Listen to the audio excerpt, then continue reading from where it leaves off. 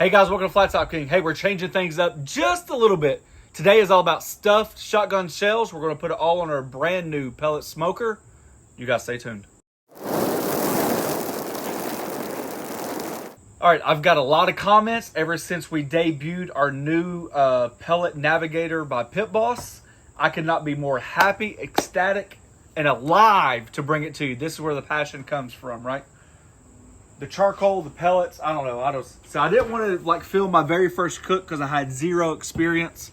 So I played around with it about as much as anybody can play around with the grills. I've got comfortable with it. At least I know how to use it. And by golly, 4 stores it took, or taken, whatever it's called, us to find manicotti shells.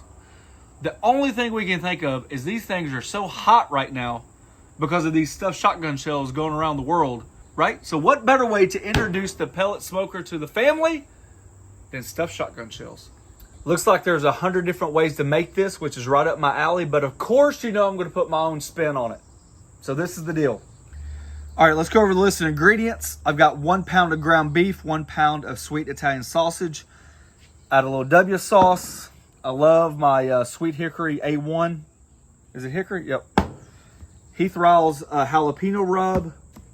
I love this dang Memphis barbecue rub. It's got a little sweet taste. They also sent me a brisket rub. So if you combine the two, it's like, it's like almost, it's a deadly combination. The brisket rub's got a little heat and pepper. This has a little sweet to it. So if you mix the two, anyways. I like that garlic jalapeno rub from Heath. The manicotti shells. This is absolutely, man, I tell you what, if I had a manicotti factory, I'd be making a mint right now. 4 stores, wasn't it? Yep. And I was steaming after the second one. We're gonna wrap that in bacon. The difference, we're gonna add a little flavor of cheese. I got some pepper jack cheese. Of course, I've already cut into it. And some extra sharp cheddar. We're gonna grate ourselves. This is the key. I've been down the rabbit hole, the wormhole, and the food hole of how to make these bad boys, so I didn't look like a fool. I think the method I'm gonna do is let them sit overnight. That's my goal. That's what we're gonna do. It seems like you can make them and put them on the grill right away. Some people say it adds like a really intense al dente to the noodle. Some people parboil them, and some people have said just let them rest overnight wrapped in bacon. The pasta will absorb the natural meats, juices, and the bacon fat and all that stuff, and it'll actually soften up itself. So that is what we're going for. All right, let's go. All right, in the meat mix, we're just going to add about 2 tablespoons of Worcestershire sauce. 2 tablespoons of this A1 sauce. Just trying to add just a little bit of flavor to it. And then I'm going to put some of this Memphis barbecue rub inside of it. I'm going to save that Heath Ryle seasoning to put on the outside of that bacon. About how much of that would you say? I'd say 2 tablespoons as well. And this is supposed to be about 8 to 10 ounces of shredded cheese. So I'm just eyeballing that as well. And this is just one good mix. And that's a 50-50 blend. Yep. Sharp cheddar. You can use jalapenos. I know hatch green chilies right now are completely in season. That would be a great option.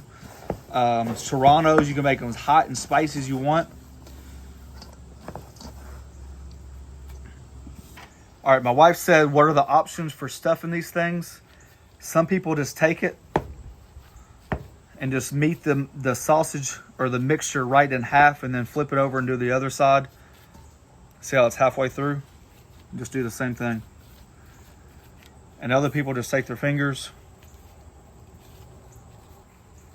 All right, the other way to do it is just stuff it from both sides. I will say this, after watching a ton of videos, the people that parboil them, sometimes they say that it's they have a problem with the shell splitting.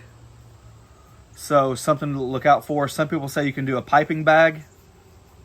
I don't mind getting my hands dirty a little bit. Just stuff them until they're completely full.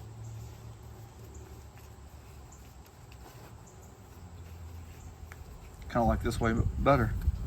Yeah, it seems easier. Yeah. So you really want to really pack it full? Yeah. A lot of times when I saw it online, people were complaining about air gaps being in the middle. So you just want to avoid those. But you can actually see your meat mixture go through it. So you just want to push on one side. So I'm gonna get the rest of these done and I'll show you how to wrap them with bacon. All right, so after your shells are packed, they should look something like this. You can see how much meat I got left over. I'll probably, honestly, if you want to do 3/4 pound to 3/4 pound, I wouldn't change any season or sauces. I'll probably add some diced onion and some diced bell pepper. And then when we smoke our shotgun shells, we'll just make one big meatloaf, glaze it with barbecue sauce, something like that. All right, so I got a couple over here. No really rhyme or reason. I mean, you just want to take care of it a little bit. I kind of like the idea of the wrap and pull method. Just keeps the bacon taut. And you're just going to wrap your manicotti in the bacon. Losing my voice. A little bitty angle. And then you're going to be done. So look, I'm going to get the rest of these done. And then we are going to refrigerate them overnight. And we'll come out tomorrow and smoke these bad boys. See what the fuss is all about. Crazy how fast 24 hours happen. So here are the next day. Just bringing this out of the refrigerator. Wrapped it with plastic wrap. We have our Pit Boss Navigator pellet smoker grill on 300. I'm going to hit it with a 360 degrees with this Heath Riles jalapeno, and I'm going to top it off with this Memphis barbecue. It's like a good balance.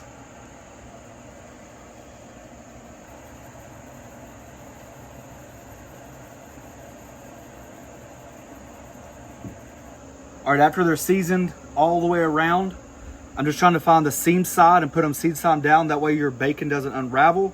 Give a little space for that airflow and for that heat.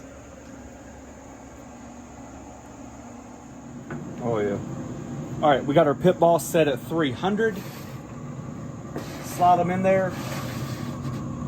We're gonna give them an hour and come back and check on them. All right, so at the hour mark, I've already checked it. I don't like where we're at, so I still want us to go a little bit longer. I think the bacon can render out a little bit more. We've been cruising at 300.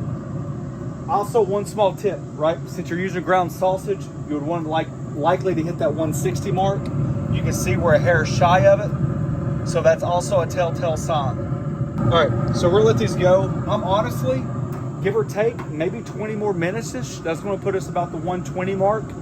An hour 20. 80 minutes, 60 minutes, plus 20, whatever you said. And we're going to check them again. I really like the idea of rendering that fat out of the bacon. Oh yeah. You see how much darker we've gotten? How much more the bacon's rendered out? I'm on board. I can live with that. All right, now that we've taken the shells off, we're about to start basting them. I do want to highlight a couple things. You notice how much grease is in the bottom? That's why I've got the sheet rack set up. I didn't mention it earlier because I want to try to, since I've never done it, basically prove myself right versus wrong. There's really no reason to dirty up your Pit Boss or smoker, any smoker you have, unless you have to, right? So this just catches the grease and all that stuff for you. I got a little bit more of that Heath Riles with the vinegar. I thought that would go well. Mix it with that Memphis hickory and vinegar.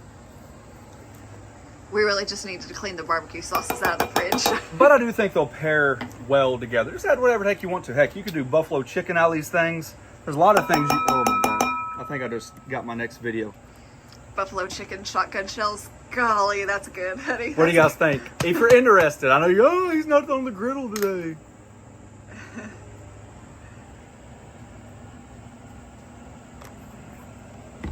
All right, I'm gonna crank the smoker back up to 400 from 300.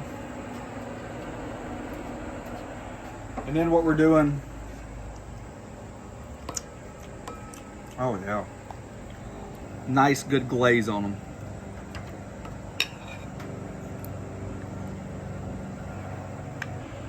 That's what we call a what?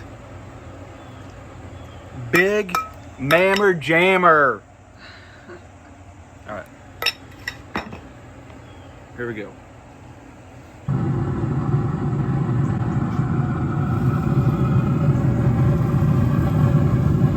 All right, we're gonna set them on the grill right now. We're gonna let them tack up, maybe about 15 minutes, and come back and check them.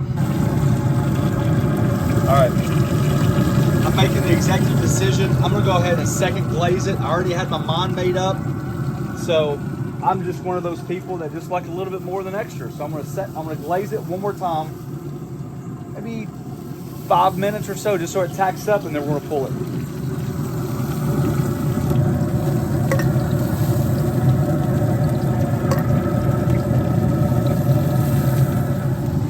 And last but not least, I'm gonna do a light sprinkling.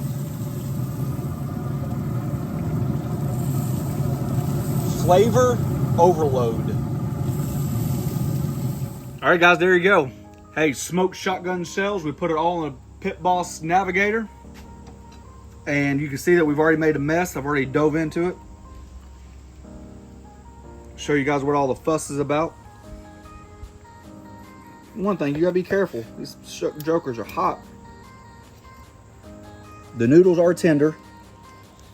Some of the places where the bacon didn't get wrapped, they were al dente. I wouldn't say tough by any means. Try it out. Now that I got that dang bite down, well, I tell you what, I'm gonna burst a lot of bubbles. I don't think it's worth the dang hype. That's just the honest truth. We've all had it, people in the background. We've had a big family get together and we're like, my gosh, 3 stores could you out of manicotti shells, probably because the hype of the stuff. I'd much rather have other things. I think it was unanimous decision, like 10-0, that are they good? Yeah. Are they the world's greatest?